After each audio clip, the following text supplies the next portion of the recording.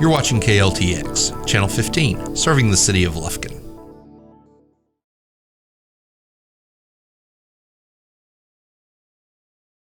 Today on Screen It or Stream It, are you going through Game of Thrones withdrawals? You've got the symptoms, we've got the placebo. What?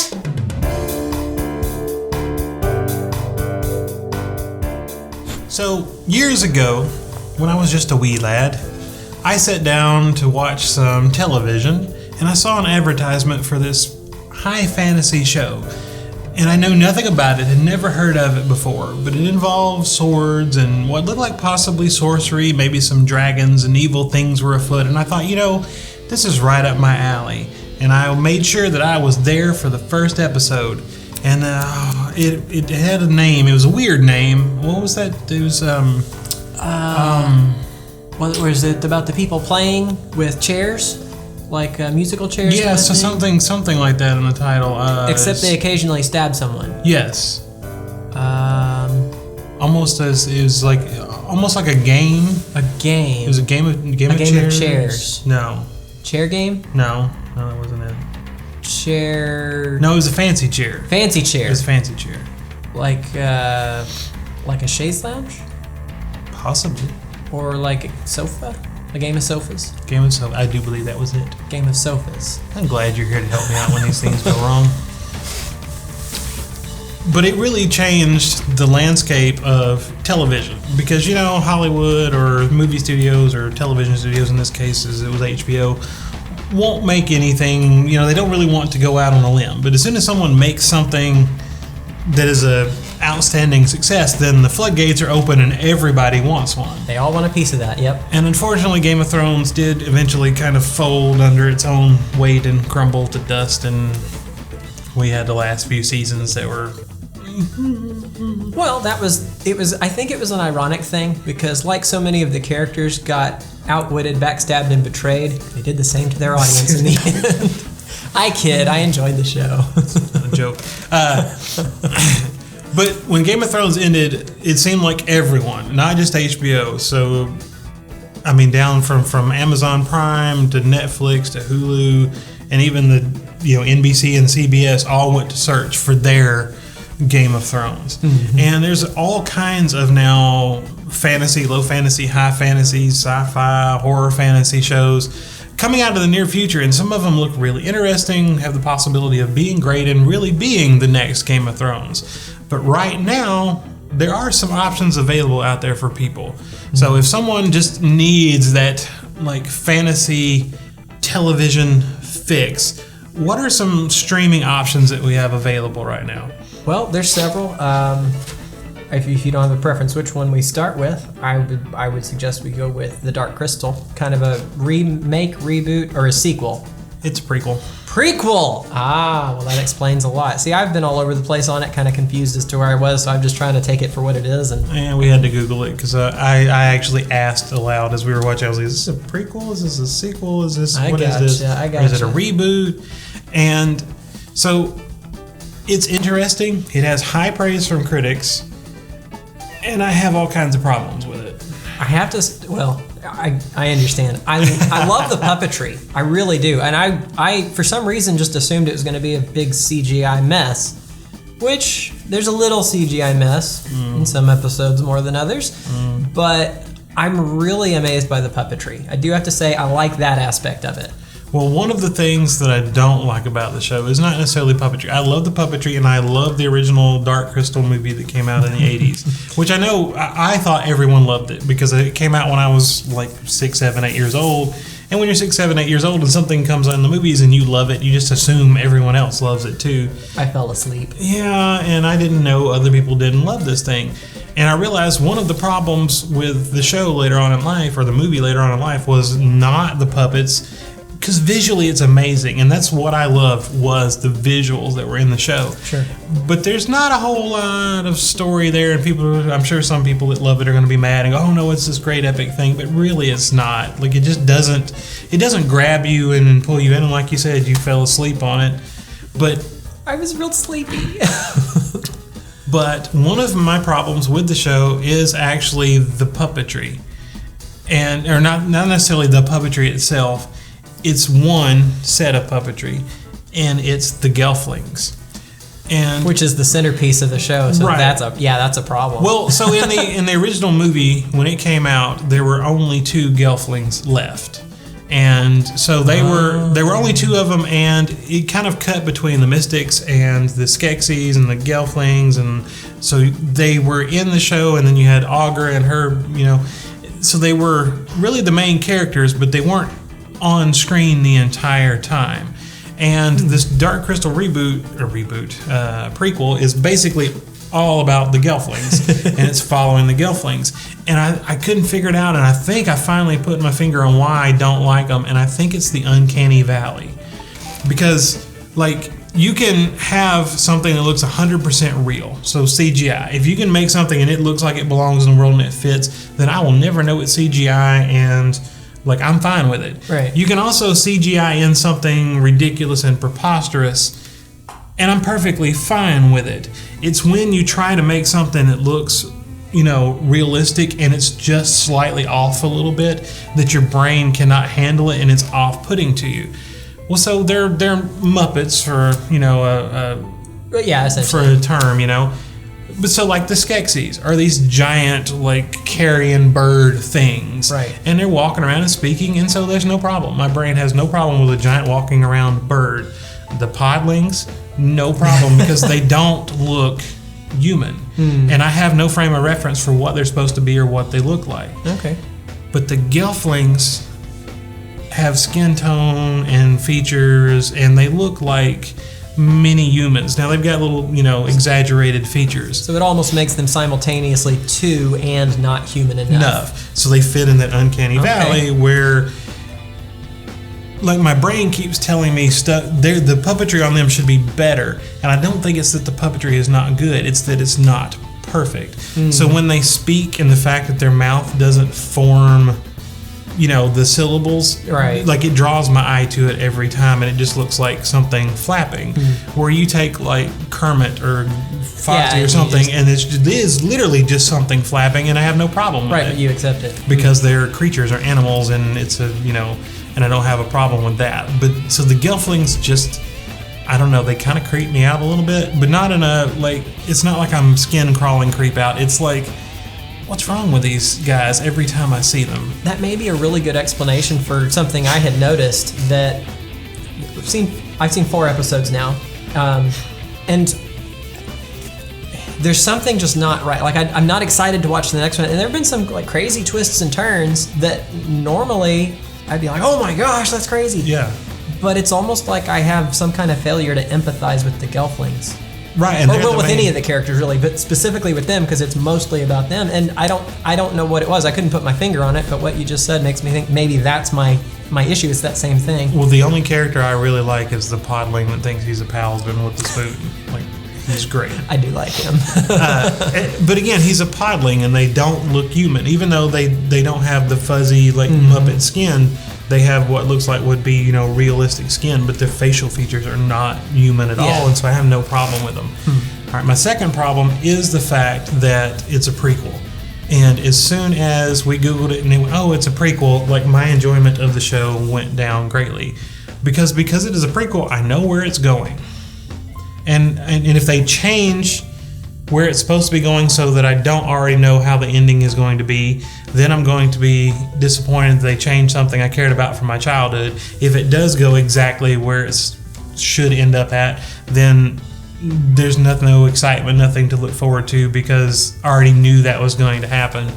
And so I have a hard time caring about the show and wanting to continue just for the fact that I have a feeling that I'm going to be disappointed in the ending either way it happens. But isn't it how the heroes succeed or fail that's interesting, not so much whether they succeed or fail? No, that's true, but again, if you just start adding stuff up, that knocks me down a peg on my enjoyment of the show. I guess there's something to be said for, always knowing how it's going to end is kind of Well, like you said, if you want to be empathetic to these characters and that character is going to die or that character is going to be sent away or whatever, then it's harder for you to empathize with them. Out of curiosity, just random side thought, did you have that same problem with the Star Wars prequels, which had a lot of questionable things for other reasons, but as far as the Jedi were concerned? Not the Jedi so much as Anakin.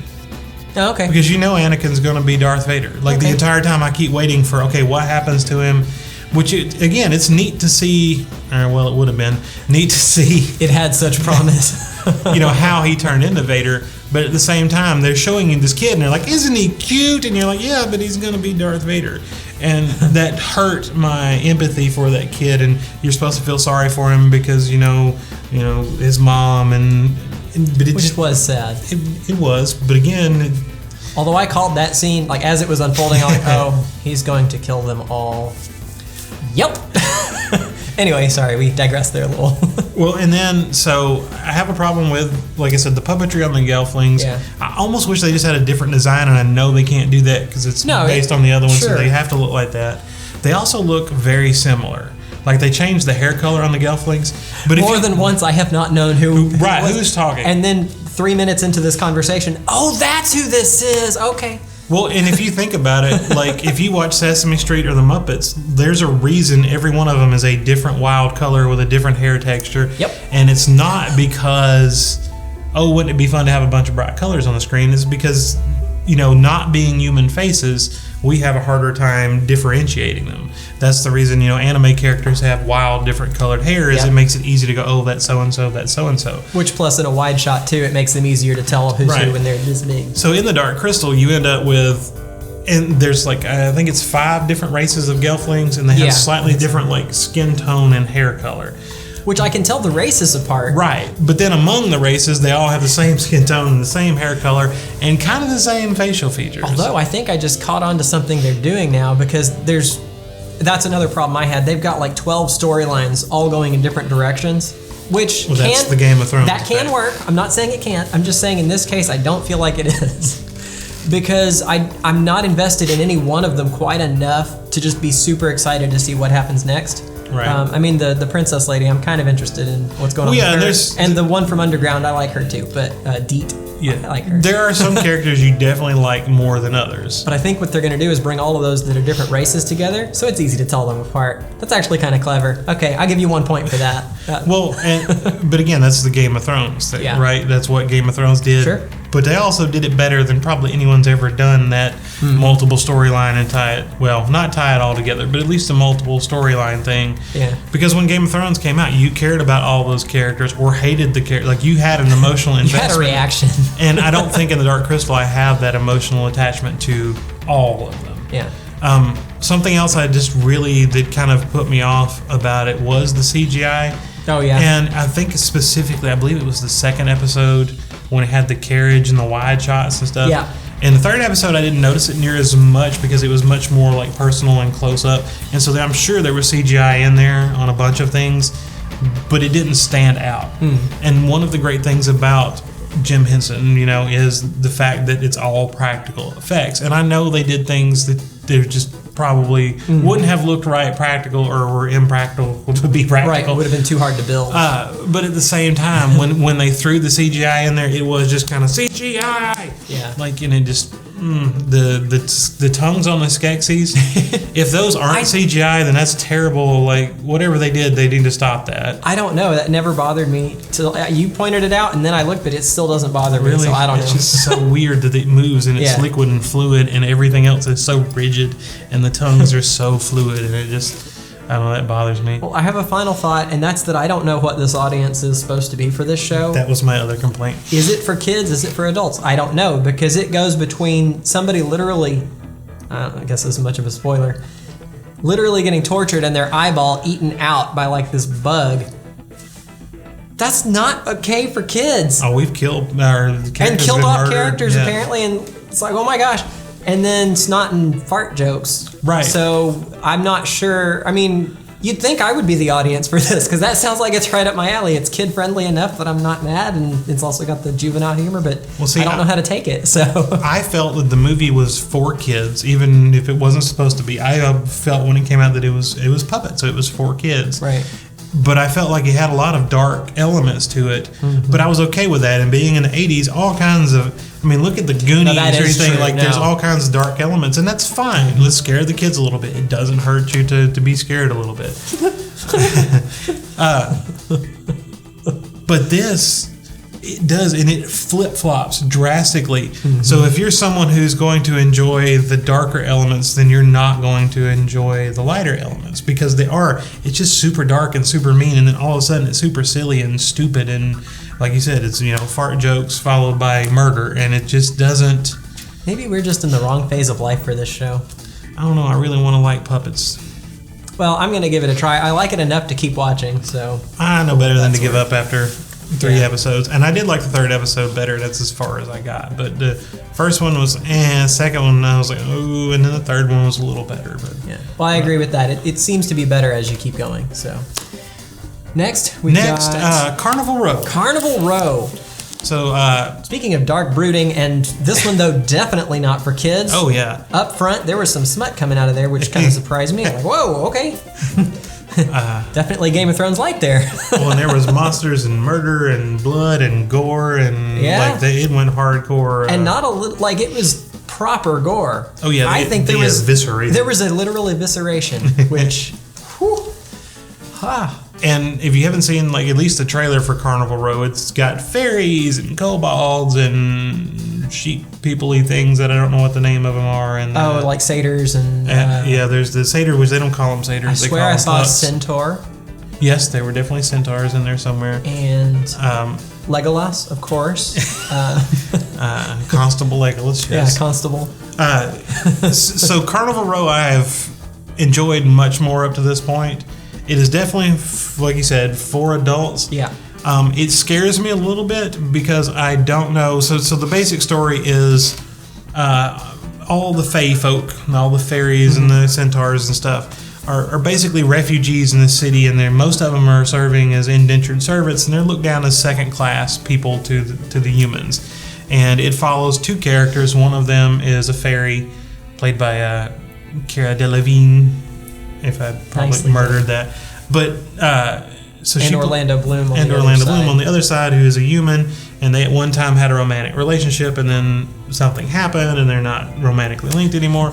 But Orlando Bloom's really the only human that seems to be sympathetic to the fae folk, and she's kind of a freedom fighter, rebellious, she wants to stand up for the fae folk, and somebody's murdering Fays, and he's a good detective, so he's trying to solve it. He's trying to solve the murder because people are being murdered, or creatures are being murdered, and it has that, it's definitely fantasy. Oh yeah. I mean, there's fairies flying around and everything, and it's one of those things I always loved about Tim Burton. Tim Burton takes a story and he gives you a little dark twist to it that just makes it a little bit off, and this kind of does the same thing, although it doesn't feel the visuals are not Burton visuals. No, it's not that exaggerated. But the story is dark enough, and like you said, evisceration, and and that it definitely takes you. It's fantasy with those fantasy elements, but for adults in a way that we don't normally get. And to me, that's interesting enough to make it worth a watch on its own. It's kind of, so the story, he's a police detective, and it's almost like Jack the Ripper type thing. There he's hunting down this guy that's killing people, and it has been interesting enough that when it goes off, I want to see the next episode. I want to know what's happening. At the same time, because it is so anything that's mysterious like this always makes me a little nervous, because depending on how the mystery plays out, you can go through all the episodes and then the mystery plays out, blah. I watched for 10 hours for this. Right. Or it could be the most amazing, oh my God, did you see what happened at the end? Yeah. And the only way to find out is to watch through to the end. Yeah, you take that ride.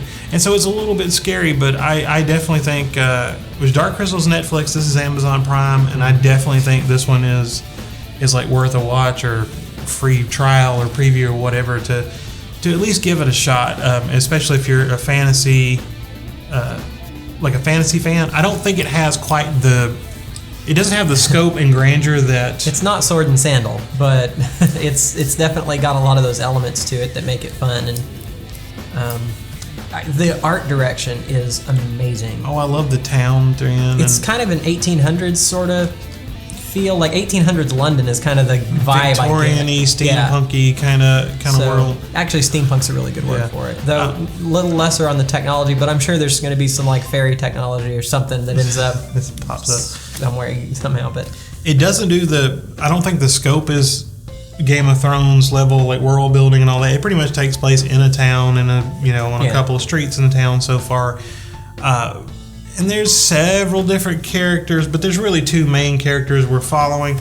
So I don't think it's going to have that like giant breadth of world building and character development and stuff. But so far it's been really fun. And like I said, when one episode goes off, I can't wait to see the next one, which is always a good thing. And it could end up letting me down, but right now I'm super excited for it. I definitely think it's worth the risk. What else you got? All right, so not really what I would think of as typical like fantasy, because when I think of fantasy, I think either fairies or knights, right? That's kind of high fantasy. But I guess horror and sci-fi fits into I know where we're going. That genre. So the third season of Stranger Things has come out. If you haven't watched the first two seasons, what's wrong with you? You can pause the video, go watch them, come back. We'll be here. Absolutely. Which I'm pretty sure that was one. If you don't like the first episode, you're off the hook, because it was a great first episode. It's just a great show all around. And so the third season is out now. If you've watched the first two, third one is available. I do believe it declined in quality. Maybe a little. Okay, maybe decline in quality is the wrong thing. I believe it almost changed genres. Because the first one was definitely this horror. It was always very spooky and what's going on. And while the horror elements to me started to fail in the third one. Okay. And the first one, the second one, I was on board. I was definitely terrified, definitely scared of people dying. And in the third one, it kind of went silly. And they had the horror elements to it, but the silliness kind of overrode that for me. I think I know what you mean, and I feel like anytime when you have your cast of main characters, especially by season 3, it's very well established. And they time and time again get into extremely perilous situations and walk away basically unscathed.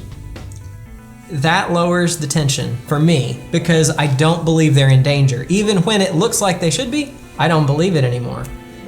Which is one of the things that Game of Thrones did so well. Everybody's always in danger. Somebody would lose a hand or an eye or die, and you'd be like, wait a minute, but this whole storyline was going, so no one's safe. Which they have not really done, I don't think, I don't feel like they did that in Stranger Things, and so it makes me feel like even though the peril is there, it's like not as perilous as peril should be. Bob.